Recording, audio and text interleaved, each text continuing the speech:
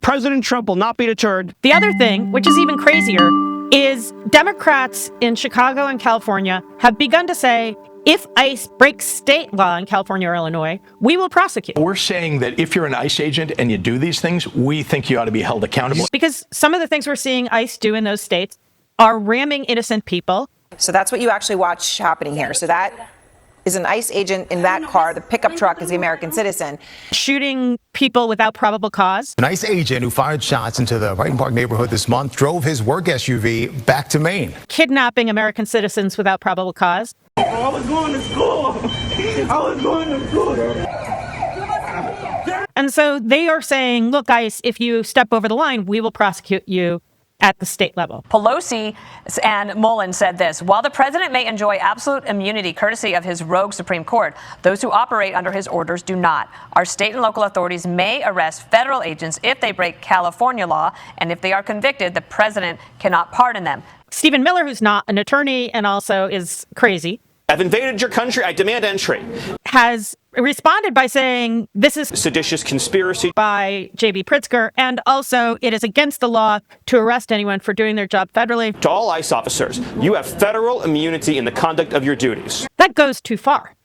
It is true that the Supreme Court basically gave Donald Trump sanction to do whatever the fuck he wants to do, including sicking SEAL Team 6 on his rivals. We can see that could well be an official act. For Donald Trump to extend that to people like ICE in the street, he would have to start pardoning. I think we will see Trump pardoning people for contempt in the reasonably near future. I'd say in the next 2 months, if not this week. I may not do it. I mean, nobody knows what I'm going to do. There are two places where we see the prosecutors coming under fire. One is in both the Jim Comey and Tish James case. Letitia James now telling the court they're teaming up with James Comey in an event to get both of their criminal cases thrown out, combining motions to disqualify President Trump's handpicked U.S. attorney in the case, arguing that her appointment was illegal. Their initial motions hint at the possibility that the prosecutors have engaged in grand jury violations. So in other words, Jim Comey says that even by just showing up to the grand jury, because she was not lawfully appointed, Lindsay Halligan violated grand jury rules. Lindsay Halligan, the U.S. attorney in the Eastern District of Virginia, lacked the power to present this case to the grand jury or sign this indictment, and she cannot continue to supervise this prosecution. And it wouldn't just be her, it would be the people who sent her, which include Pam Bondi. I don't know. You could ask Pam. In the James case, they laid the groundwork for saying that that stalking of Anna Bauer that Lindsay Halligan did violated grand jury rules. It's not every day that I get a signal message from a sitting United States attorney, although I am a reporter who, covers legal issues. I didn't quite believe it. And there are these two great footnotes where Abby Lowell is like, you have the right to throw her in jail for these grand jury violations, to hold her in contempt. The essence of it is that she was reaching out to me about a tweet or a series of tweets that I wrote, not that did not contain my own reporting, but in fact was a summary of a New York Times report concerning the Letitia James case. In this article, it explained and reported on some grand jury testimony that had been given by Letitia James's grandniece. And then the next footnote is, but we're not asking for that just yet, according to Lawfare's review of what happened. Later on, many days later, she texted, "By the way, everything I ever sent you is off record. You're not a journalist. So it's weird saying that, but just letting you know."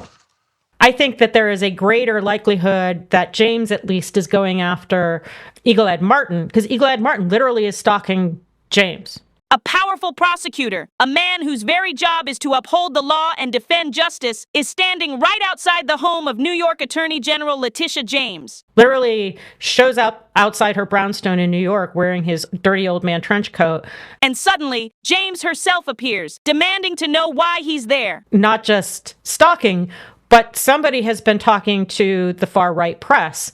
When you're a liar, you lie not just on one thing. When you're a cheater, you cheat not just on one thing. There's this fury over the fact that Mike Davis, who's not in government, but likes to wag his dick around regularly, saying, "Off with their heads." I've been calling for a criminal probe for the last 3+ years since the Mar-a-Lago raid for a grand jury to investigate conspiracy against rights under 18 U.S.C. Section 241 for these lawfare Democrats. Said a couple weeks ago, there's going to be a grand jury investigating everything in Florida. So lawyer up, mother, because justice is definitely coming. There's a grand jury set up in January. But if that's true, then he has violated and the prosecutors have violated grand jury secrecy rules. So Mike Davis will become a target of this down the road, especially if there's this work done in the Comey and James case that say Eagle Ed Martin has been violating grand jury secrecy. So that's one. But the other one is much quicker. It's related to this video taken yesterday in Little Village.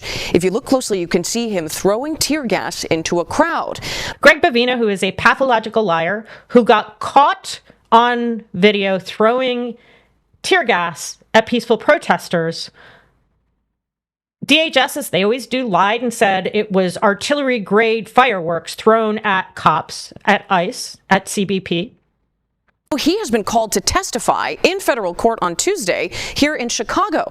Greg Bavino testified in one of the only assault cases to go to trial in Los Angeles earlier this year and was caught telling lies about how big a bigot he is. I don't know. I mean, Greg Bavino has been caught telling lies about other assaults in Chicago. And so he will be under oath on Tuesday in front of a judge and he will be deposed. Do you ever feel bad for those people and their families?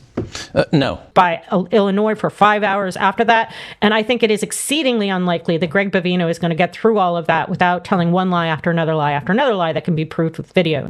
Bottom line is no. I could see Bavino be held in contempt or see Illinois take actions after Bavino. And that sets off this kind of like sci-fi dystopian scenario where Donald Trump sends SEAL Team 6 to invade the Illinois jail. But that is where we're headed. Anybody who lays a hand on you or tries to stop you or tries to obstruct you is committing a felony. You have immunity to perform your duties. But they do not come in with immunity. And there are circumstances, and Steve Vladeck did a great column today on what those circumstances are, where federal officers breaking the law in states can still be arrested. In fact, we've seen an ICE officer arrested in Florida for DUI. With 2 young children in his car. We saw an ICE officer in Long Beach being arrested for assault. An off-duty Border Patrol agent facing some serious charges tonight, accused of brawling with police and pulling a gun inside a local restaurant. Those were separate, completely separate from their work. But at least in the Florida case, the ICE officer invoked the fact that he was ICE and tried to get out and was complaining that his 2 kids would be left in the car like he and his colleagues keep leaving kids in the car when they kidnap Latinos. I hope you gently consider what you're doing to my family. Powerful moments tonight. The young daughter of a woman taken by ICE speaks to ralliers in New Haven. But there are 3 cases where I think we need to talk about Trump's crimes. Because these cases are out in the open. I mean, one is bribery, right? Like if you look at the Zhao pardon. Which one was that? It was clear that Donald Trump pardoned a guy who helped terrorists. The founder of Binance. If you look at his sentencing agreement, he helped Hamas, he helped Al-Qaeda, Iran, Cuba, Russia. He helped all of them evade sanctions, which is why he went to prison. The White House press secretary, Caroline Leavitt, essentially arguing that they believe, the White House, that the sentence that was given to CZ under the Biden administration was too harsh. Donald Trump pardoned him, effectively giving his blessing for money laundering using cryptocurrency. Guess what? He has an involvement in your own family's crypto business. Zhao is in business with his sons. So he basically got a cryptocurrency bribe to pardon this guy. Bribery in plain sight. Binance has been helping facilitate trades of World Liberty Financial's token, which all helps kind of elevate the profile of the Trump family business. And that business alone has added an estimated $5 billion worth of fortune to the Trump family net worth. Pam Bondi sitting right in the White House claiming that she's going to hunt crime next to this guy who's committing bribery in plain sight, accepting bribes in plain sight. Call me a liar. Another thing that they are doing is murder. There is no credible expert in international law who believes that the murder boat killings authorized by Stephen Miller, authorized by Pete Hegseth, are legal. What the U.S. president is asserting here is a prerogative to conduct the premeditated killing of people outside of armed conflict. Every couple of days, they show us a video of this small boat being blown up. In at least one case, the president of Colombia, Petro, claims that these people had nothing to do with drugs. They, in fact, were fishermen, and that it happened in Colombian territory. And that implicates murder statutes under U.S. federal law. Nevertheless, there is no argument to be made that killing, even if they were drug traffickers in uncontested waters, that would be legal. That's murder. And they keep doing it, plain sight. And they're exposing service members to criminal prosecution for doing it because there is no jurisdiction. The Trump administration has not adequately explained how those criminal prohibitions don't apply to what we've been seeing take place in the Caribbean. I mean, this is the kind of stuff Russia does. This is the kind of stuff Iran has tried in the United States. India has tried in Canada. This is the stuff of thuggish regimes. It is not legal under international law. Murder. We are going to crush them. And then finally, kidnapping, right? We are arresting the mayor right now, or the Deputy Attorney General of the United States. We have the Deputy Attorney General of the United States authorizing ICE, and in this case, it was Homeland Security with some ICE people, detaining the mayor of Newark with no probable cause. If you have body cams, turn them on. We know that back in May, when 3 members of Congress, including LaMonica McIver, as well as Ross Baraka, tried to do an investigation of a facility in Newark that they suspected correctly was not fit for habitation. We haven't been in it, so we have to say that it's dangerous. Not long after this, 4 people escaped. They were trying to do inspections. Congress, of course, by law gets to do these inspections. Ross Baraka tried to join them, was prevented, but was invited into the privately owned GEO prison facility. He was invited in. And then an HSI officer, fairly senior, after being on the phone saying, You know me, I'm not saying no shit. Walked out the door. One of the people who was with said, She wants to grab you. And walked up to Baraka, told him to leave. Baraka left. He had been invited in. He left. And then the same HSI officer was on the phone, on video saying, Listen to me. We're going to walk out of the gates. I'm going to place the mayor in handcuffs, okay? Even though he has left the premises, the Deputy Attorney General of the United States says, we will do it. And so what that video evidence shows is that they arrested, they detained, they kidnapped the mayor of Newark with no probable cause, knowing they had no probable cause. And to make things worse, the HSI agent lied on the affidavit he signed later in the day to try and detain the mayor of New Jersey's largest city.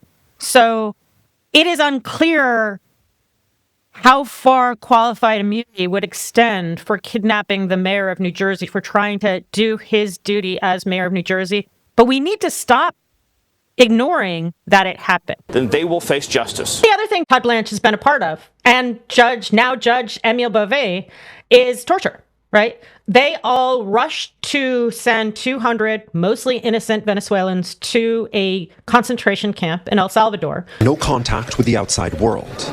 Crowded cells with bright lights on 24/7. We now know that was part of a quid pro quo to help Nayib Bukele dodge criminal liability for his own ties with MS-13. Washington Post recently reported that Marco Rubio agreed to release informants who had evidence of Bukele's ties to this cartel that Donald Trump says we're at war with. Those 9 members were important because they had information about allegedly corrupt deals between the gang and El Salvador. Which should mean we're at war with Bukele, but instead, Stephen Miller, Emile Beauvais, Todd Blanche are sending 200 men, most of them picked because of their soccer tattoos or their love my family tattoos, to a concentration camp where they were tortured. Yesterday, I had the honor of interviewing Andre Hernandez Romero, the hair and makeup artist who our country kidnapped and sent to one of the worst prisons in the world in El Salvador. And under the Convention Against Torture, that gives liability to Americans as well. We talked about what happened to him and the torture he was subjected to by our government. That's probably not going to get prosecuted here in the United States, but it is a crime and could be prosecuted in other places. Hopefully he can get accountability, and the people that did this to him will receive accountability. We need to start talking about the many things that Donald Trump has done that are not legal, that are crimes: kidnapping, murder, plain sight, bribery. We need to talk about all of the elements that make this kidnapping. Approved by the Deputy Attorney General. Murder, approved by, I'm sure, the Deputy Attorney General. At least 43 people have been killed in those strikes. ICE is ramming cars of innocent people. ICE is shooting people without any credible claim to need defense. ICE is gassing innocent people who are out protesting. Greg Bovino literally said that if you protest, you're going to get gassed. None of that is legal. That's absurd. We're the United States of America.